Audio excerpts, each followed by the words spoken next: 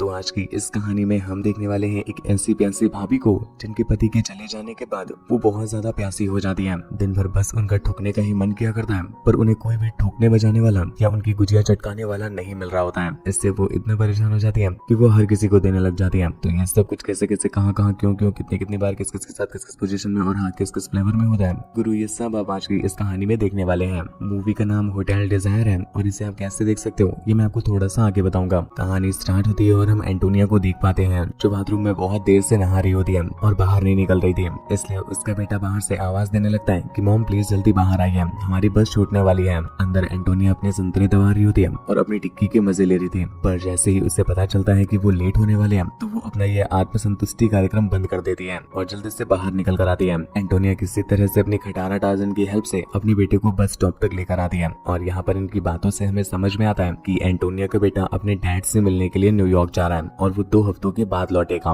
इधर बस ऑलमोस्ट निकलने ही वाली थी, इसलिए एंटोनिया जल्दी से जाकर के अपने बेटे को बस में बिठा देती है। यहाँ से निकल करके एंटोनिया एक होटल में पहुंचती है और हमें तो लगा कि भाई अब ठुकाई होने वाली है, पर यहाँ पर तो हमारी फीलिंग्स के वैसे ही फड़वे लग जाते हैं जैसे आपके लग जाते हैं जब आपका रॉकेट लॉन्च होने को तैयार हो और आपको www.gapagap.com पर एक तगड़ी वीडियो ना मिल पा रही हो, क्योंकि यहाँ पर हम देख पाते हैं कि एंटोनिया ठुकाई के लिए नहीं बल्कि कमाई के लिए यहाँ पर आई हुई थी। दरअसल एंटोनिया इसी होटल में काम करती है। होटल का रिसेप्शनिस्ट एंटोनिया को लेट आते हुए देख लेता है और उसकी हमेशा एंटोनिया से फायर भी रहती थी, इसलिए वो उसके एल लगाने के लिए ये सारी बात मैनेजर को बता देता है और मैनेजर किचन में जाकर के चारों तरफ एंटोनिया को ढूंढने लग जाता है, पर एंटोनिया उसे घंटा कहीं मिली नहीं रही थी। काफी देर तक ढूंढने के बाद फाइनली उसे एंटोनिया एक जगह पर खड़ी मिलती है जो इतना जोरों से भागते हुए यहाँ पर आई थी कि वो पूरी तरह से पसीने से भीग गई थी। पर मैनेजर को तो उसे देखकर ऐसे लग रहा था जैसे मानो ये दौड़ के नहीं है बल्कि किसी के घोड़े पे राइड करके आई है, क्योंकि वो बहुत ज्यादा थक गई थी। मैनेजर उसे देखते ही धर कर आने लग जाता है, क्योंकि ये पहली बार नहीं था, एंटोनिया हमेशा ही लेट आती थी। आज उसके सब्र का बांध टूट गया था, इसलिए वो उसकी पलटा पलटा करके मार रहा है, मतलब बातों से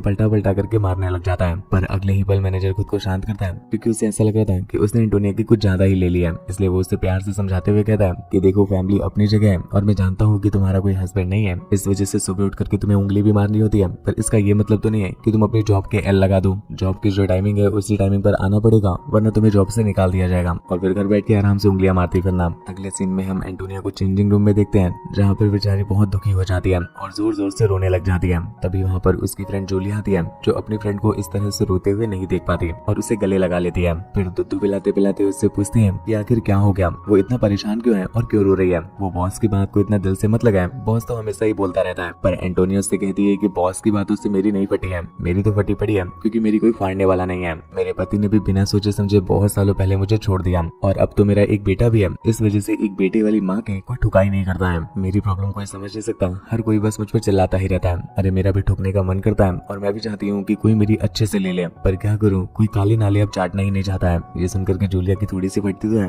पर वो उसे हौसला देने लगती है और फिर उसके साथ ही चुम्मा चाटी करने लग जाती है। इधर एंटोनिया को भी लगता है कि चलो कुछ तो मिल रहा है, वही लपेट लो, तो वो भी उसके साथ लग जाती है और यहाँ पर इनका चाटा पूछी और गड्ढे से गड्ढे मिलाने वाला कार्यक्रम चालू हो जाता है। कैंची से कैंची मिलाने के बाद एंटोनिया अपने काम पर लग जाती है और जब वो रूम सर्विस के लिए एक रूम पर जाती है तो वहाँ पर वो बहुत सारे मॉडल्स को देखती है और उन्हें देख करके उसकी कच्ची लीक करने लग जाती है। एक बार फिर से उसका उंगल प्रक्रिया करने का मन कर जाता है और इस तरह से वो फिर से तड़पने लग जाती है, लेकिन वो किसी तरह से खुद पर काबू करती है और वहाँ से निकलकर एक दूसरे रूम में जाती है जहाँ पर वो दिखती है कि पूरा रूम खाली होता है और कोई भी दिखाई नहीं दे रहा होता। इसलिए वो इधर उधर उस आदमी को ढूंढने लग जाती है, पर तभी उसकी नजर टेबल पर पड़े हुए कुछ स्केचेस पर पड़ती है जो बहुत अच्छे होते हैं। उन्हें देख करके एंटोनिया वहीं पर रुक जाती है और हम समझ पाते हैं कि इस कमरे में जो भी रुका हुआ है वो एक आर्टिस्ट है। तभी एंटोनिया खिड़की से बाहर देखने लगती है और इतने में ही उस बंदे का फोन रिंग करने लगता है, जिस वजह से वो बंदा वॉशरूम से बाहर निकल आता है। हम जान पाते हैं कि उस बंदे का नाम जूलियस होता है और वो वॉशरूम से बिना कपड़ों के ही बाहर आ गया था। ये देख करके जूलिया की फटके हाथ में आ जाती है और उसका तो एक पल के लिए चाटने पूछने का मन कर जाता है, पर वो नोटिस करती है कि वो बंदा उसे देख ही नहीं पाता और यहाँ पर हमें समझ में आता है कि वो बंदा देख नहीं सकता है। पर यहाँ पर जूलिया जो देख रही होती है उससे वो खुद पर ही कंट्रोल नहीं कर पा रही थी और वहीं पर उसकी कच्ची में बाढ़ आ जाती है। जूलियस को आज कहीं बाहर जाना होता है, इसलिए वो कॉल में झूठ बोल रहा था कि वो बाहर निकल आया है और बहुत जल्दी ही पहुंचने वाला है। एंटोनिया जब ये सुनती है तो वो मन ही मन हंसने लग जाती है, पर उसकी नजर बार बार उसके हथियार से हट ही नहीं रही थी और वो उसके हथियार को लेने के लिए तड़पने लग जाती है। इधर वो बंदा लेट करके बातें करने में बिजी होता है और जब कुछ देर के बाद उसकी बातें खत्म हो जाती है तो वो अपने कपड़े पहनने लग जाता है कुछ देर के बाद जब वो अपने सारे कपड़े पहन लेता है तो जूते ढूंढने के लिए नीचे झुकता है, पर तभी उसका हाथ एंटोनिया के पैरों पर पड़ जाता है और वो धीरे धीरे करके उसके ऊपर की तरफ बढ़ने लग जाता है। यहाँ पर ये दोनों ही समझ जाते हैं कि इन दोनों ने एक दूसरे को देख लिया है, पर फिर भी ये दोनों शांत रहते हैं। और फिर जूलियस उसे टच करते करते उसकी गहरी गुफा तक पहुंच जाता है और एक उंगली से उसे मजे देने लगता है और दूसरे हाथ को वो उसकी रसीली डेरियों पर रख देता है। आज एंटोनिया को जो चरम सुख मिल रहा है इसके लिए वो सालों से तड़प रही थी, और आज जब ये उसे मिल जाता है तो वो बिना रुके उसे एंजॉय करने लग जाती है और उस बंदे को रुकने का एक भी चांस नहीं देती।